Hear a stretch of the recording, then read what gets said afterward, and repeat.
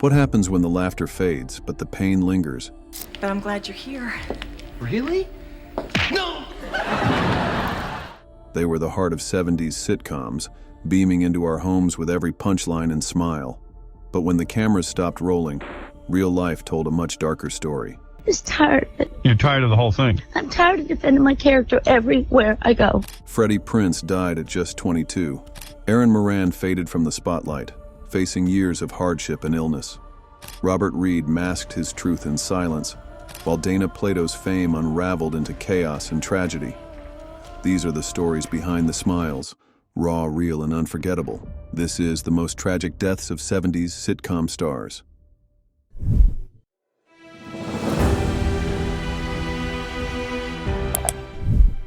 In the mid-70s, Freddie Prince was a comedic meteor. At 19, he was a stand-up sensation. His raw, energetic routines about his Puerto Rican and Hungarian heritage, a breath of fresh air on the comedy scene. His breakout performance on The Tonight Show in 1973 led to his own sitcom, Chico and the Man, which became an instant hit. But you cast out again, and moments later, you stand holding a striped bass. A striped bass? Yeah, one poor fish holding another. But the pressures of fame were immense. In the early morning hours of January 28, 1977, in the midst of a divorce and facing a minor drug charge, Prince made a series of distressed phone calls to friends and family. His business manager, Marvin "Dusty" Snyder, rushed to his side, but it was too late. He was rushed to UCLA Medical Center where he was placed on life support, but he never regained consciousness. He died 2 days later, at the age of 22.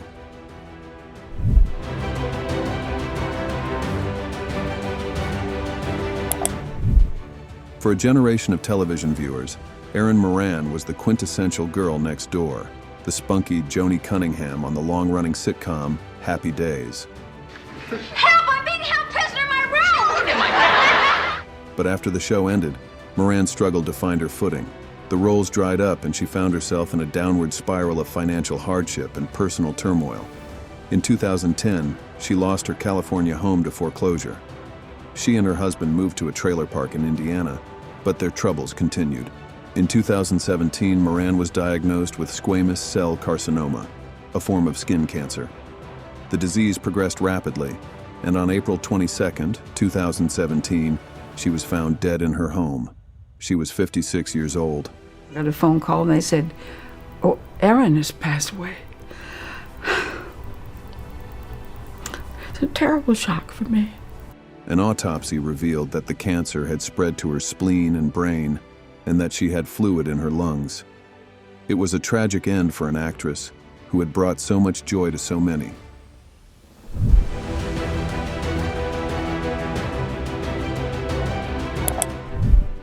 Robin Williams was a comedic genius, a whirlwind of manic energy and brilliant improvisation. He burst onto the scene in the late 70s as the lovable alien Mork in Mork and Mindy, a role that showcased his extraordinary talent for physical comedy. Eeny, meeny, miny, moe.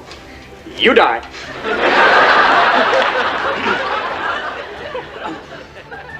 And his ability to create characters that were both hilarious and heartbreaking. He went on to become a global superstar, a beloved actor who could make us laugh and cry in equal measure. But behind the laughter, Williams was battling a silent and insidious disease. In the months leading up to his death in August 2014, he had been diagnosed with Parkinson's disease, but an autopsy would later reveal that he was actually suffering from Lewy body dementia, a devastating neurodegenerative disease that causes a progressive decline in mental abilities. The disease had taken a terrible toll on him, and on August 11, 2014, at the age of 63, he died.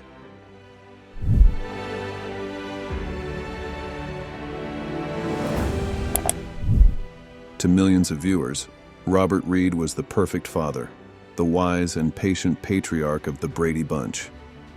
But in reality, Reed was a deeply unhappy man, a closeted gay actor in an era when being out was not an option. He was a classically trained actor who disdained the frothy, unrealistic scripts of The Brady Bunch, and his on-set battles with the show's creator, Sherwood Schwartz, were legendary. But he was also a beloved father figure to the 6 young actors who played his children, and he took his role as their mentor and protector seriously. In 1992, Reed died of colon cancer, but his death certificate revealed another, more tragic truth. He was also HIV positive. He was 59 years old. What's his name? Robert Reed. Yes. Who played your husband. Yes. We now know that he was gay at Yes. the time. He died of AIDS, the poor guy. I know. His death was a stark reminder of the human cost of the AIDS epidemic and the painful reality of a life lived in the shadows.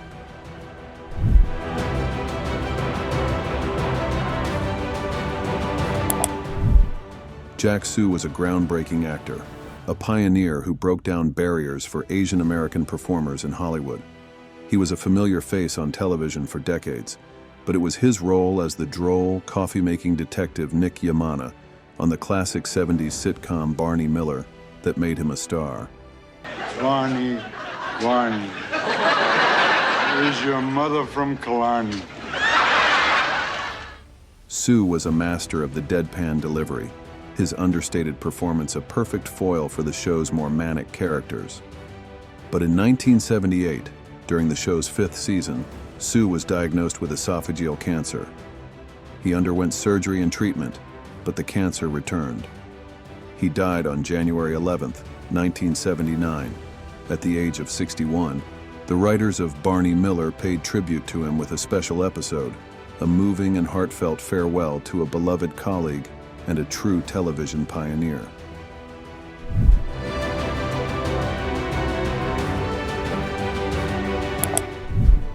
Diana Highland was a talented and versatile actress who had a long and successful career in television and on Broadway. In 1976, she was cast as the matriarch of the Bradford family in the new sitcom 8 is Enough. It was a role that seemed tailor-made for her, and she was poised for a new level of stardom.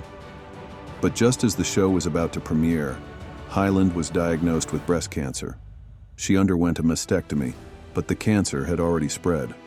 She filmed only 4 episodes of 8 is Enough before she became too ill to work. She died on March 27, 1977, at the age of 41.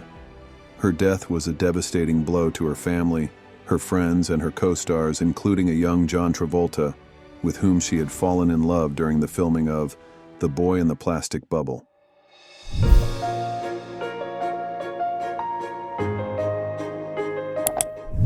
I'm glad you're here. Really? No!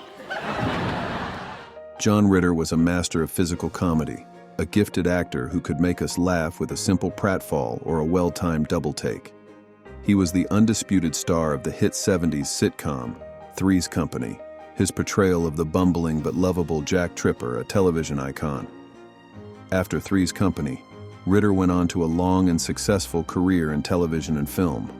And in 2002, he returned to sitcoms with 8 Simple Rules for Dating My Teenage Daughter. On September 11, 2003, while rehearsing on the set of the show, Ritter began to feel ill. He was rushed to the hospital, where he was misdiagnosed with a heart attack.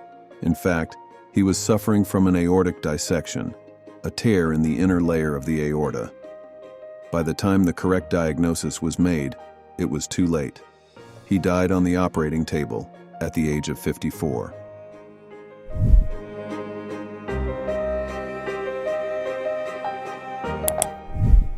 Dana Plato was a child star, one of the 3 young actors who anchored the hit sitcom Different Strokes. But her life off-screen was a world away from the wholesome image she projected on television. She struggled with drug addiction and a series of personal and legal problems that derailed her career and left her in a state of despair. In May 1999, after a contentious appearance on The Howard Stern Show, I'm just tired of it. You're tired of the whole thing? I'm tired of defending my character everywhere I go. Plato drove to Moore, Oklahoma to visit her fiancé's parents. The next day, she was found dead in her motorhome, the victim of a drug overdose. She was 34 years old. Her death was a tragic and cautionary tale about the dark side of childhood fame and the devastating toll of addiction.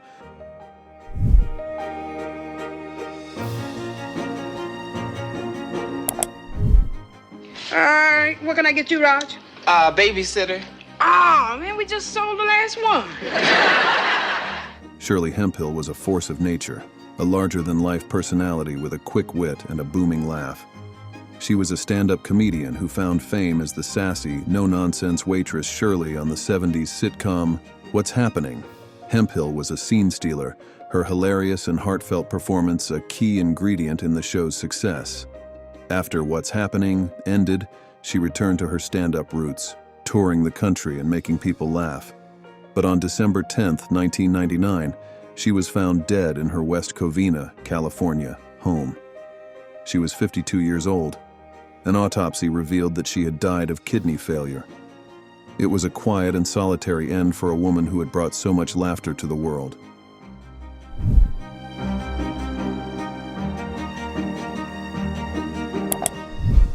You know, I wish you'd read the life story of Evel Knievel. Why is that? Well, then maybe you might go take a flying leap. Hostile. In the early 70s, David Cassidy was the biggest teen idol in the world. As the star of The Partridge Family, he was a pop culture phenomenon, his face on countless magazine covers, his voice on a string of hit records.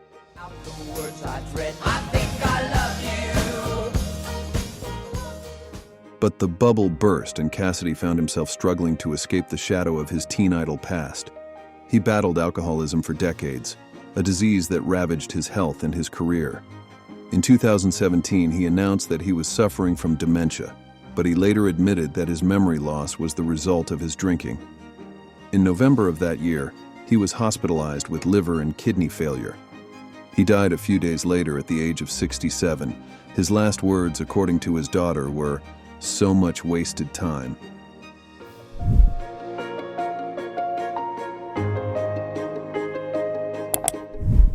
Broadway! It's unbelievable. Oh, your first day out, kid, and you made it. You made it. You made it. You made it. Jeff Conaway was a talented actor who was on the cusp of stardom in the late 70s. He had a memorable role in the hit movie Grease and was one of the stars of the acclaimed sitcom Taxi. But Conaway was also a man with a serious drug problem, an addiction that would ultimately destroy his career and his life. He was fired from Taxi for his erratic behavior, and his career went into a long, slow decline. He became a fixture on reality television, his struggles with addiction on public display. In May 2011, he was found unconscious in his home, the victim of a drug overdose. He was taken to the hospital, where he was placed in a medically induced coma. He died 2 weeks later at the age of 60.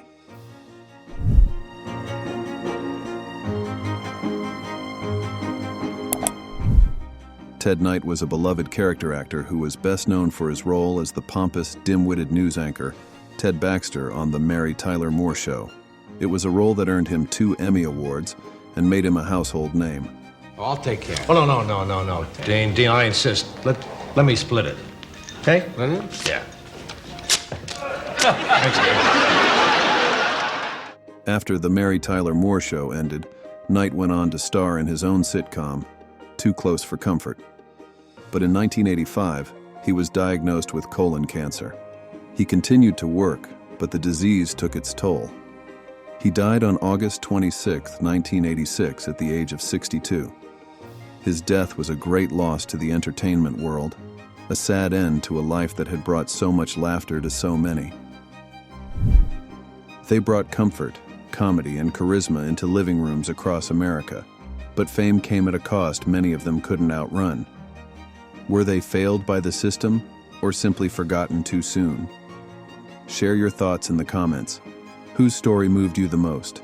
If you grew up watching these stars, hit like and subscribe. We'll be uncovering more stories of talent, tragedy, and television history. Thank you for watching.